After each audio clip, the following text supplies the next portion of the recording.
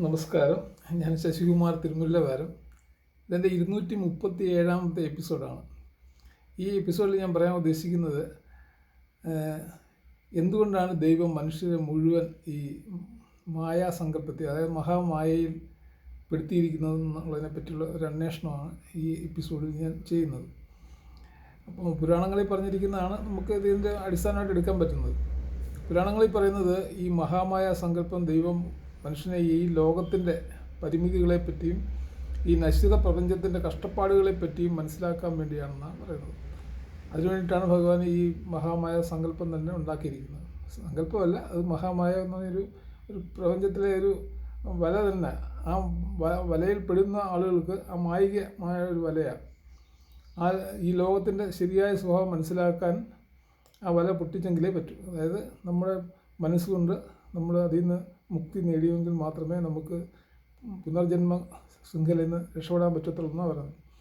അതായത് ഇങ്ങനെ പറഞ്ഞിരിക്കുന്നത്, മനുഷ്യനെ അവൻ്റെ തെറ്റുകൾ മനസ്സിലാക്കി ഈ തെറ്റുകൾ ഒഴിവാക്കി സ്വന്തം കഴിവുകൊണ്ട് ഈ ലോകത്തിലെ എല്ലാത്തരം മിഥ്യ ആഗ്രഹങ്ങളിൽ നിന്നും ഇന്ദ്രിയ സുഖങ്ങളിൽ നിന്നും രക്ഷപ്പെട്ട് ബോധോദയമുണ്ടായി. അതായത് ഭഗവാൻ ശ്രീബുദ്ധനെ പോലെ ഈ ജന്മങ്ങളുടെയും പുനർജന്മങ്ങളുടെയും ചക്രത്തിൽ നിന്ന് രക്ഷപ്പെടാമെന്ന് പറയുന്നത്. അങ്ങനെ ചെയ്താൽ ഭഗവാനിൽ പൂർണ്ണമായി ലയിക്കാനുള്ള അവസരവും നമുക്ക് കിട്ടും. ഈ ലോകത്ത് മഹാമായയുടെ വല ഉണ്ടാക്കിയിരിക്കുന്നത് അതിനു വേണ്ടിയിട്ടാണെന്നാണ് ഹിന്ദു പുരാണങ്ങളെല്ലാം പറഞ്ഞിരിക്കുന്നത്. ഇനി മഹാമായ എന്ന് പറയുന്നത് ഹിന്ദു പുരാണത്തിൽ പറഞ്ഞിരിക്കുന്നത് ആദിപരാശക്തിയാണെന്നാണ്. അതിനെപ്പറ്റി ചില അഭിപ്രായ വ്യത്യാസങ്ങളൊക്കെ ഉണ്ട്. എന്നാലും എൻ്റെ അഭിപ്രായത്തിൽ ആദിപരാശക്തി തന്നെയാണ് പിന്നെ മഹാമായ എന്ന് പറയുന്നത്. ഇപ്പോൾ ഈ ലോകം മുഴുവൻ ഭരിക്കുന്നത് മഹാമായയാണെന്ന് പുരാണങ്ങൾ അത് എല്ലാം പുരാണങ്ങളും ഉറപ്പിച്ച് പറയുന്നുണ്ട്. ഈ ദേവി ഭാഗവതം പറയുന്നത് ദുർഗാദേവിയാണ് പരമേശ്വരൻ്റെ മാതാവെന്ന ദുർഗാദേവി.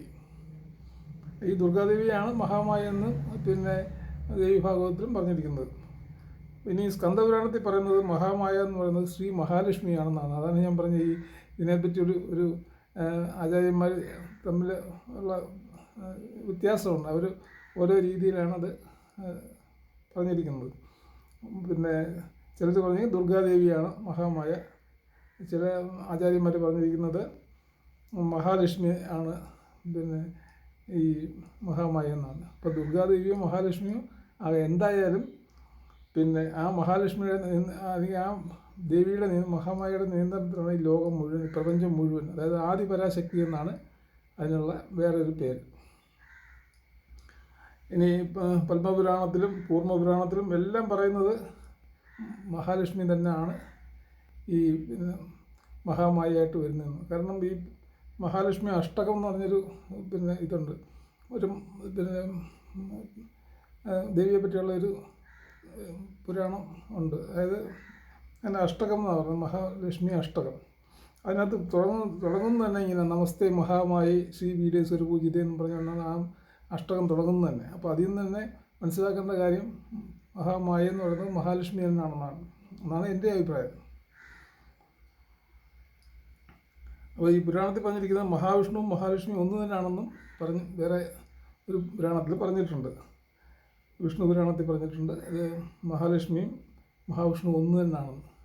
എന്തായാലും ആദിപരാശക്തി എന്ന് പറയുന്നത് ആണ് അടിസ്ഥാനമായിട്ടുള്ള ഈ മഹാമായ എന്ന് പറയുന്നത് ആദിപരാശക്തി എന്നാണെന്നുള്ളത് യാതൊരു തർക്കവുമില്ല. പേര് അങ്ങോട്ടും ഇങ്ങോട്ടും മാറിയൊക്കെ ഇരുന്നാലും അതിൻ്റെ ശരിക്കുള്ള ആദിപരാശക്തി എന്ന് പറയുന്നത് മഹാമായ തന്നെയാണ്, അതായത് മഹാലക്ഷ്മി തന്നെയാണ്.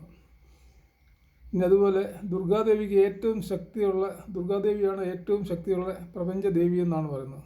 ആ ദുർഗാദേവി എന്ന് പറയുന്നത് വേറൊരു പേരായിട്ടേ നമുക്ക് എടുക്കാൻ പറ്റും. ഈ മഹാലക്ഷ്മിയുടെ ദേവിയുടെ തന്നെ ദേവി മഹാലക്ഷ്മിയുടെ വേറൊരു പേരായിട്ട് ദുർഗാദേവി എന്ന് എടുക്കാൻ പറ്റും. ആ ദേവിയുടെ കാര്യം പറഞ്ഞിരിക്കുന്നത് ആ ദേവി ആരാധിക്കാനുള്ള ഒരേ ഒരു മന്ത്രമാണ്, അതായത് ശക്തിയുള്ളൊരു മന്ത്രമാണ്. അത് ഞാൻ പറയാം.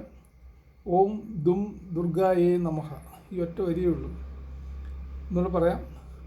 ഓം ദും ദുർഗായേ നമഃ. ഈ മന്ത്രം എല്ലാ ദിവസവും സ്ത്രീകൾക്കും പുരുഷന്മാർക്കും എല്ലാവർക്കും എല്ലാ ദിവസവും ഇത് അവരെ കുളിച്ച് ശുദ്ധമായിട്ട് വന്നിട്ട് വേണം ജപിക്കാനെന്നുള്ളതേ ഉള്ളൂ. 108 തവണ ജപിച്ചാൽ നമ്മൾ പിന്നെ ഒരു കാര്യങ്ങളും ദേവിയോട് ചോദിക്കുകയും വേണ്ട. നമ്മുടെ എല്ലാ ആപത്തുകളിൽ നിന്നും എല്ലാ പ്രശ്നവും ഉറങ്ങുമ്പോൾ പോലും നമ്മളെ ദേവി രക്ഷിക്കുമെന്നാണ് ഇതിനകത്ത് പറഞ്ഞിരിക്കുന്നത്. നമ്മളൊന്നും പ്രാർത്ഥിക്കേണ്ടെന്നാണ് പറഞ്ഞിരിക്കുന്നത്. നമ്മുടെ ഉള്ളിലുള്ള ആത്മശക്തി ഉണർത്തും.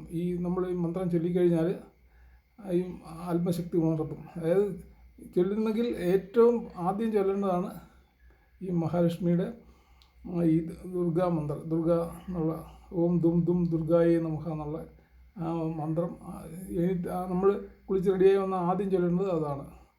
പിന്നെ ഗണേശൻ്റെ ഉണ്ട്, ഗണേശൻ്റെയും ചൊല്ലാം. ഈ 2 മന്ത്രം മാത്രം ചൊല്ലിയാൽ മതി. വേറെ ഒരു മന്ത്രങ്ങളും ചൊല്ലിയില്ലെങ്കിലും ഒന്നുമില്ലെന്നാണ് പുരാണങ്ങളിലൊക്കെ പറഞ്ഞിരിക്കുന്നത്. പിന്നെ ധ്യാനം പരിശീലിക്കാനും സാധിക്കും. ഈ ദേവിയുടെ ഈ 108 തവണ ചൊല്ലുമ്പോൾ നമ്മൾ ധ്യാനത്തിലിരുന്ന് വേണം ചൊല്ലാനെന്നാണ് പറഞ്ഞത്. അപ്പം ധ്യാനവും നടക്കും. പിന്നെ നമ്മുടെ ഈ മന്ത്രം പറയുന്നതും പിന്നെ നമുക്ക് മന്ത്രവും ചെയ്യാൻ പറ്റും, മന്ത്രം ജപിക്കാനും പറ്റും, ധ്യാനവും കിട്ടും. പിന്നെ അത് മാത്രമല്ല ഈ ജന്മം തന്നെ നമുക്ക് മോക്ഷം ഉറപ്പായിട്ട് കിട്ടുമെന്നാണ് പറയുന്നത്. യാതൊരു തർക്കവും വേണ്ട. എല്ലാ പുരാണങ്ങളിലും ഹിന്ദു തത്വശാസ്ത്രത്തിലും പറഞ്ഞിരിക്കുന്നത് പിന്നെ എല്ലാവർക്കും ശ്രമിച്ചു നോക്കാവുന്ന ഒരു കാര്യമാണ്. ഇത് ചെയ്താൽ ഉറപ്പായിട്ട് ഈ ജനന മരണ ശൃംഖലയിൽ നിന്നൊക്കെ നമ്മൾ രക്ഷപ്പെട്ട് പിന്നെ പുനർജന്മം ഒരിക്കലും ഉണ്ടാവാതെ ഭഗവാന്റെ പാദങ്ങളിൽ തന്നെ നമുക്ക് നമ്മുടെ പിന്നെ ആത്മാവിനെ, അതായത് ഭഗവാന്റെ പാദത്തിൽ തന്നെ നമുക്ക് ലയിപ്പിക്കാൻ പറ്റും. നമുക്ക് മോക്ഷം കിട്ടുമെന്നാണ് എല്ലാ പുരാണങ്ങളിലും പറഞ്ഞിരിക്കുന്നത്. ഇതാണ് എനിക്ക് പറയാനുള്ളത്. നന്ദി, നമസ്കാരം.